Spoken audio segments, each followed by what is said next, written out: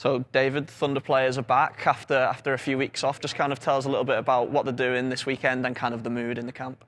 Yeah, it's been great to have everyone back. So full house back in. It's our profiling weekend led by our medical team primarily. So it's to get our baseline fitness scores for everyone and help plan their programs across the winter as well. But the mood's positive. I think everyone's raring to go again and looking forward to the months ahead in the indoor centre here at Emirates Old Trafford. It was a busy summer with almost like an unprecedented amount of cricket, for particularly for women's cricket. Kind of, what was the mood in the camp at the end of the season, and how's everyone come back? Are they looking ready to go again? I think so. I think there's a different appetite now. We were disappointed how we finished the season. We probably felt some mental and physical fatigue, but I'm sure a lot of the teams felt that as well. So coming back from 100, which was a big crescendo for the season, it was making sure we finished positively.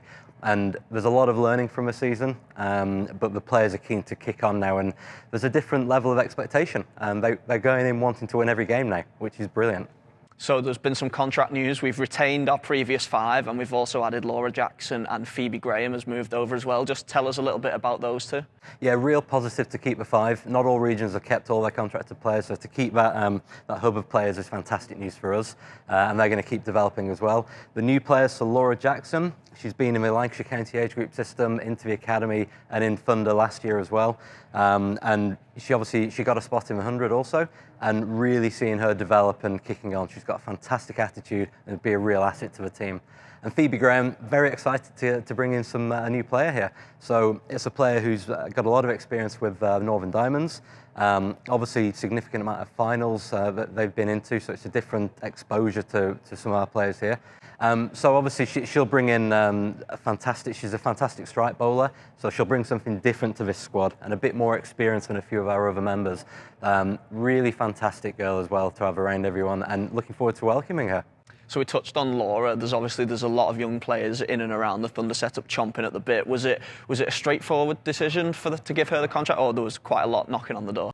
There's a lot knocking on the door, which is great. There's a lot of young players, so I think it's important that a contract is given at the right stage of a player's development. And Laura's case was the strongest at that time, and it wasn't a straightforward decision. And I think some of these players in the next year or 2, there's going to be a lot of pressure on some of these contracted players, or hopefully we'll increase the number of contracts as well. And of course, Phoebe, that was an additional contract which was funded by Lancashire Cricket and Thunder in kind of collaboration. Just tell us a little bit about the process around that. Yeah, incredibly grateful as Lancashire as a regional host of Thunder investing into another full-time player.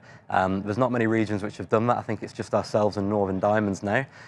So to invest in, it means we can really start taking it up another level. Another player training full-time is significant for the team. And also Lancashire have invested in an hourly rate for the rest of the players. So all players training are actually getting a wage. So it means that can help them balance their other career or education as well. So the investment by Lancashire is phenomenal so far, and looking forward to what the next few years bring. You speak about the investment and the extra training hours. I guess with someone like Emma Lamb, she's like the proof in the pudding that this is working. She got that contract at the start of last year. She's put the time in, and she got a reward with an England debut at the end of the summer. Definitely, Emma's a fantastic example, and also probably Ellie Frelkeld as well. But I think the time on task that they have now, being full-time professionals, focused only on cricket, and the fantastic coaches we've got here as well. So obviously got Paul Shaw leading the team, but also Stephen Parry, the Lancashire spinner, Craig White, former Yorkshire and England all-rounder, Cookie Patel as well. There's world-class coaches spending a lot of time into these players. And importantly, we're seeing the players' attitude. They're investing in it themselves. They're buying in. And Emma Lamb's a great example of someone who's really kicked on and developed and getting her just rewards now.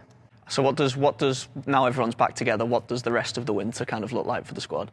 So we've got a 6 or 7 week training block now up until Christmas. So bringing everyone in, working on some basics around batting as well, and fielding, getting everything going again. And then the workloads will increase post-Christmas, particularly for the bowlers, building up until the county season. So fixtures are still to be determined, but we're obviously working towards the approximate dates. And Paul Shaw will be leading his team looking into that now.